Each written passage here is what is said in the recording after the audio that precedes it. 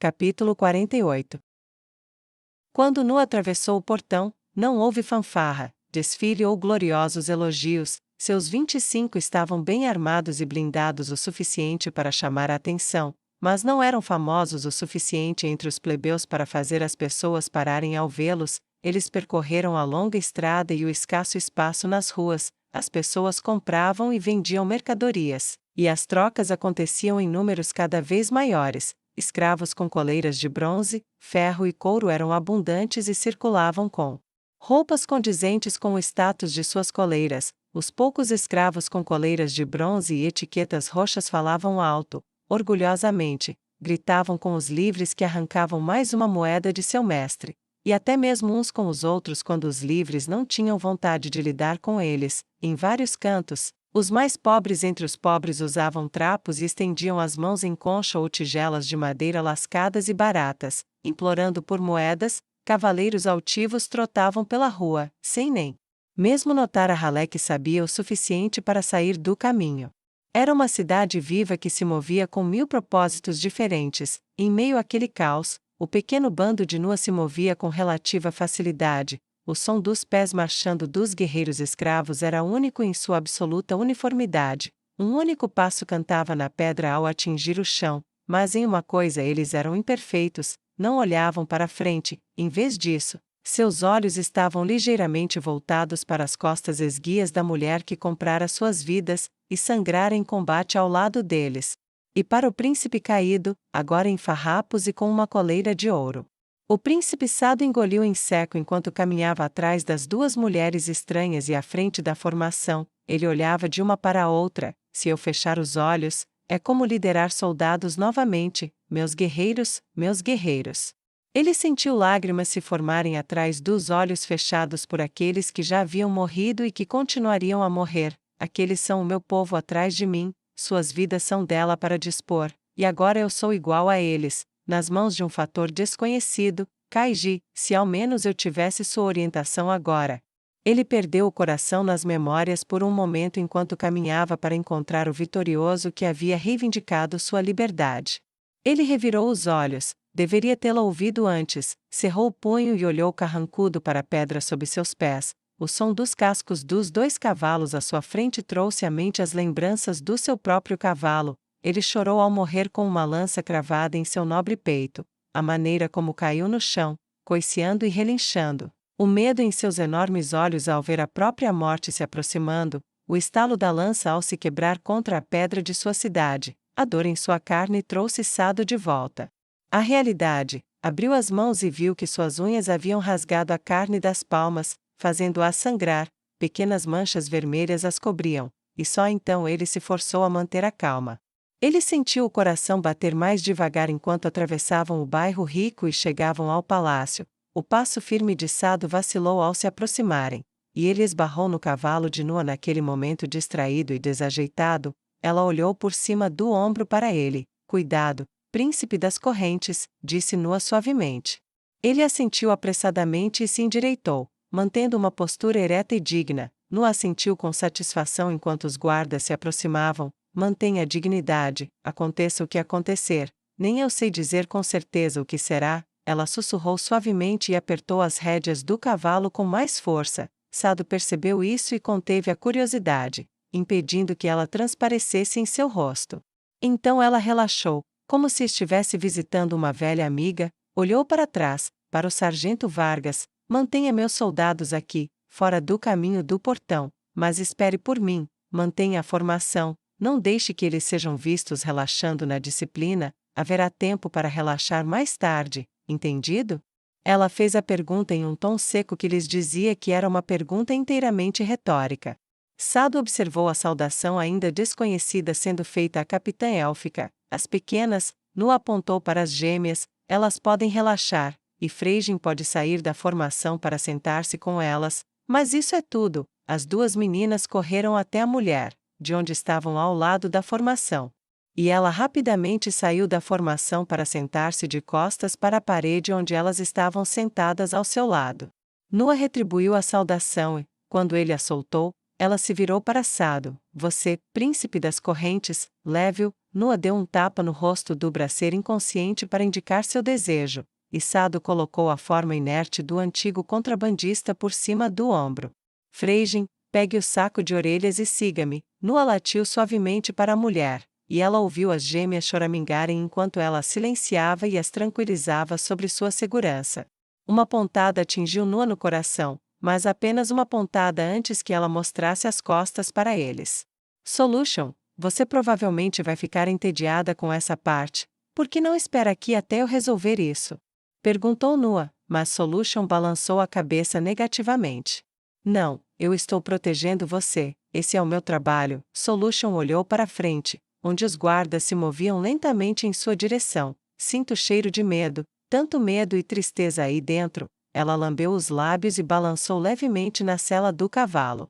Os olhos de Nua se estreitaram, desconfiados. Entendo, ela disse secamente. Bem, espero que você continue entediada. Os guardas finalmente se aproximaram, e Nua lhes fez sua saudação, Capitã Aivenor, retornando com o contrabandista chamado Bracer para o julgamento pessoal do príncipe de Pazen.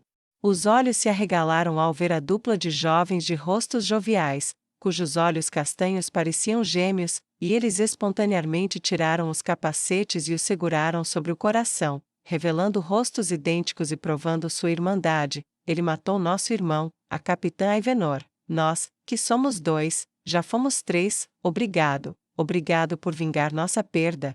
Falaram em uníssono e com profunda sinceridade nos olhos, demonstrada pelas lágrimas que brotavam. Nua ficou brevemente perplexa, abriu a boca inesperadamente, depois fechou, e então inclinou a cabeça para eles e disse: tenho certeza de que ele morreu bravamente, farei um brinde a ele, mas vocês também deveriam agradecê-los. Nua virou-se para o lado e gesticulou para onde seus escravos estavam se afastando do portão para permitir a passagem de outros quando necessário. Meus escravos, os 25, lutaram bravamente e, juntos, o derrotamos. Se vocês desejam demonstrar gratidão a alguém. Nua piscou. O príncipe está me recompensando, então que tal vocês os recompensarem? Deem-lhes um pouco de água, algumas pequenas rações, se puderem, e certifiquem-se de que ninguém os incomode enquanto eu estiver fora. Senhora, a senhora quer que recompensemos escravos? Perguntaram os gêmeos em uníssono, olhando para ela como se ela fosse de outro mundo. Nua inclinou a cabeça. Foi um erro, eles me enganaram mais do que eu pensava naquele momento. Certo, recupere-o. Ela pensou e assumiu a expressão mais arrogante de olhe para o seu nariz que conseguiu. Uma imagem lhe veio à mente, a expressão de Farmaquia, e uma lembrança da qual ela jamais conseguiu se livrar. Então, você ama meu marido, e você escraviza? Nua se lembrou da pergunta, dos olhos frios, da curvatura dos lábios, da postura aberta com as pernas afastadas na largura dos ombros para ocupar mais espaço. Ela adotou isso como seu naquele momento. Você não dá petiscos a um cachorro quando ele se comporta bem? Vingar seu irmão não vale alguma coisa? Estou recebendo uma recompensa enorme. Dê a eles alguns agradecimentos. Pelo menos, ela apontou o polegar para trás, na direção de sua pequena companhia, enquanto encorajava o pequeno ato de generosidade. Os gêmeos se entreolharam, assentiram, aceitando o raciocínio dela, como quiser, responderam em uníssono e, por um método curiosamente silencioso, decidiram quem retornaria e quem ficaria de guarda. Entrem, e de novo, com a nossa gratidão, os demais disseram, e Nua passou por ele com Sado, Solution, Freijin e um bracer que despertava lentamente a reboque. Seus passos ecoaram nos degraus de pedra, a grande porta dupla rangeu e gemeu quando os guardas a abriram para eles e então a acompanharam. Nua sentiu a pele formigar enquanto se movia pelo grande salão aberto e depois pelo estreito trecho. Uma parte dela queria rir. Isso é real?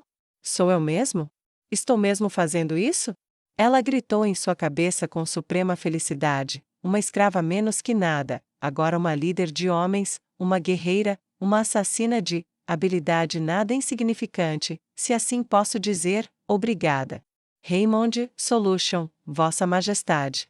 Salvadora das trevas, a gratidão cresceu em seu peito e a ousadia a seguiu rapidamente, seus pés se moviam com uma confiança rápida e cortante. Ela percorreu a distância e fechou o espaço para a grande porta que levava à corte aberta do príncipe Rajen.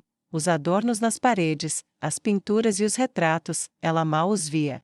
À sua frente, havia apenas mais um passo em suas ambições, e ela o saboreou, com a boca cheia de água como se estivesse com fome, as mãos balançando ao lado do corpo, os olhos fixos firmemente à frente com tanta intensidade que os guardas ao lado dela inconscientemente recuaram, como se temessem que o calor queimasse suas carnes se eles se aproximassem demais. Solution sentiu a mudança em sua aluna, e seu sorriso torto mal conseguiu se manter humano em proporção enquanto ela observava o desejo, a fome e a sede de triunfo tomarem conta de sua pupila. Ela não esperou pelos guardas ao chegar às portas, abriu-as ela mesma. O protocolo não passava de um atraso, uma barreira. As portas se abriram ruidosamente, como se estivesse fugindo de sua paixão ardente. Seus olhos brilhavam com um brilho dourado ao entrar, e todos ao redor do pátio se voltaram para a entrada inesperada. Príncipe de Pazen. Nua gritou energicamente ao se aproximar da distância necessária. Voltei como prometido. Ela estalou o punho cerrado sobre o coração e inclinou a cabeça para ele. E eu trouxe um presente.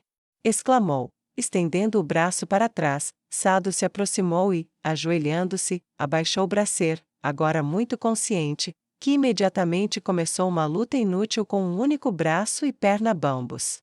Foi só então que Nua notou o rosto com a barba por fazer, o olhar abatido, o rosto pálido e abatido. Ao seu lado, sentava-se Sobela, não menos abatida e exausta. A pele roxa escura de um elfo demoníaco havia se tornado um cinza acinzentado que Nua reconhecia como sinal de lágrimas abundantes. A corte inteira parecia silenciosa. Ela olhou ao redor.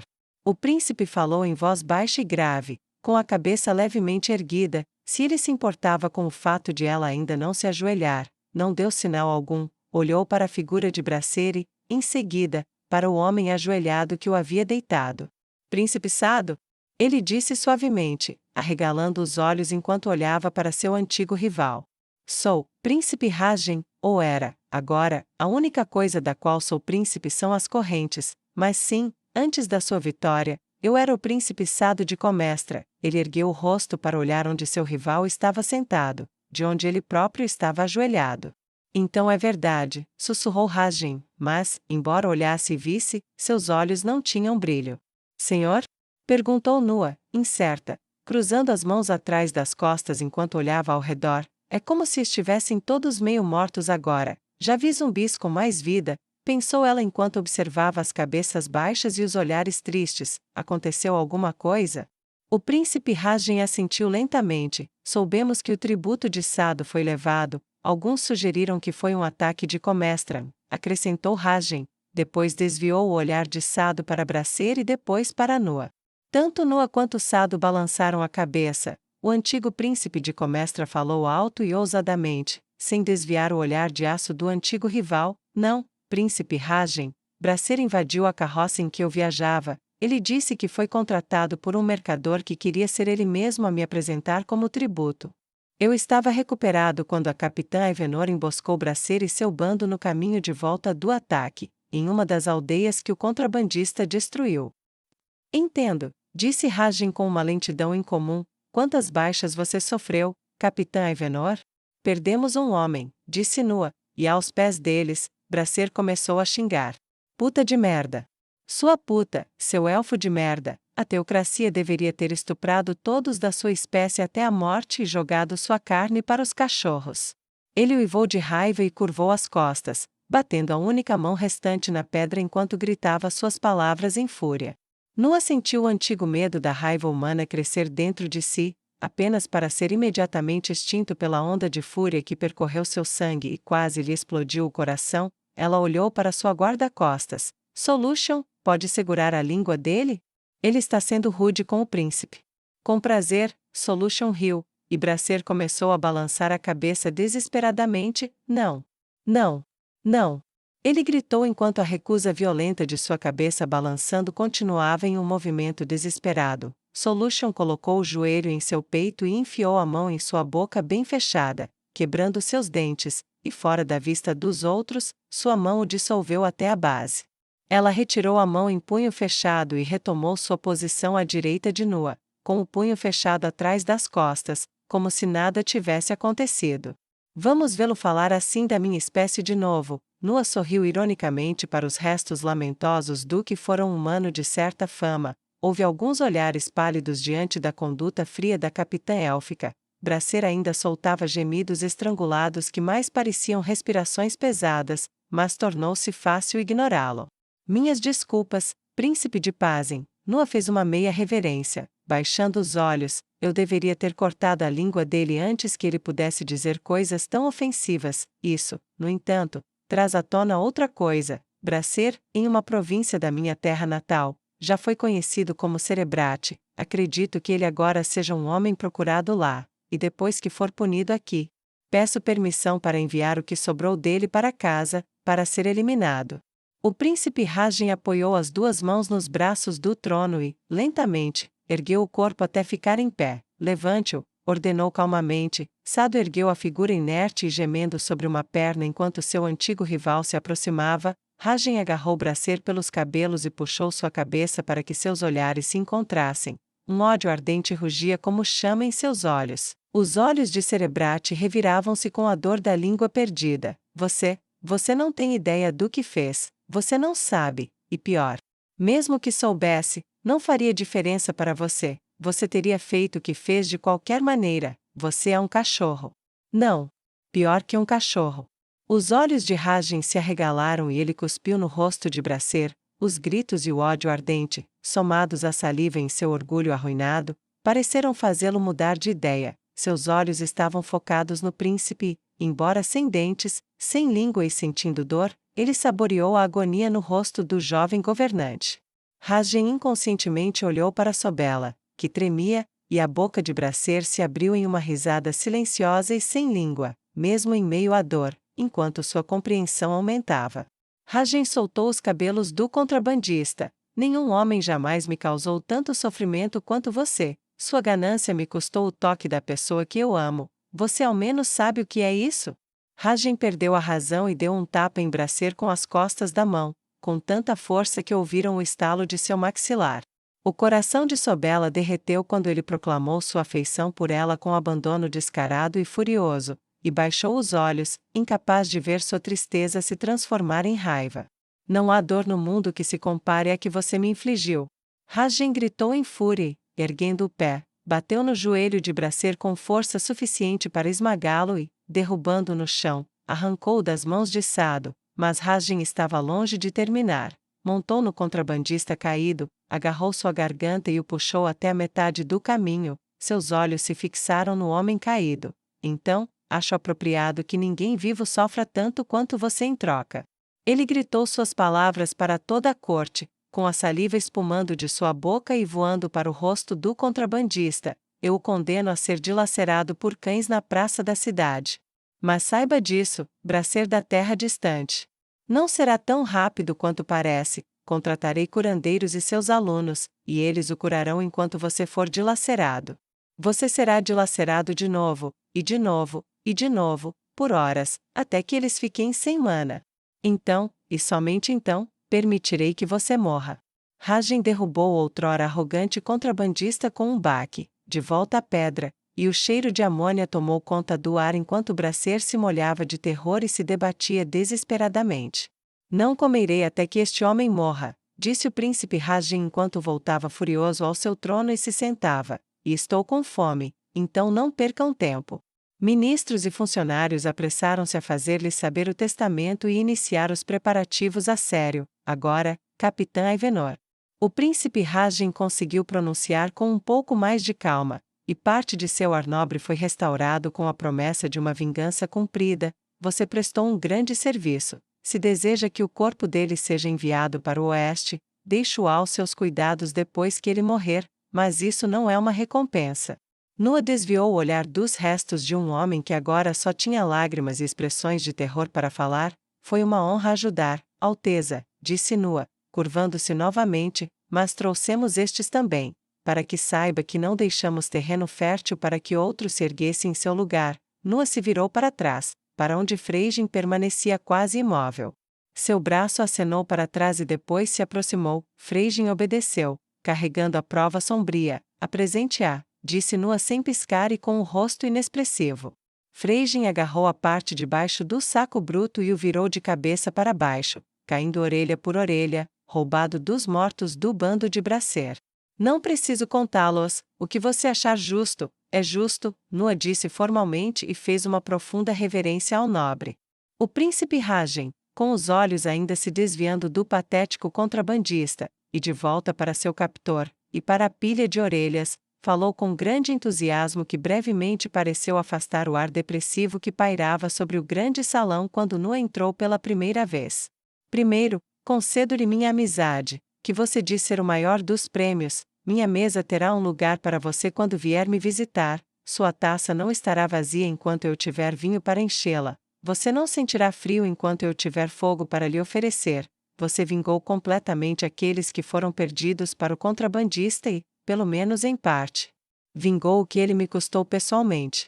Ele se aprumou em sua postura mais majestosa e, com aquela mudança palpável de humor, o ar frio da corte pareceu esquentar alguns graus. Nua, no entanto, sentiu os olhares cobiçosos dos outros sobre ela, que pressentiram a mudança antes que ela acontecesse.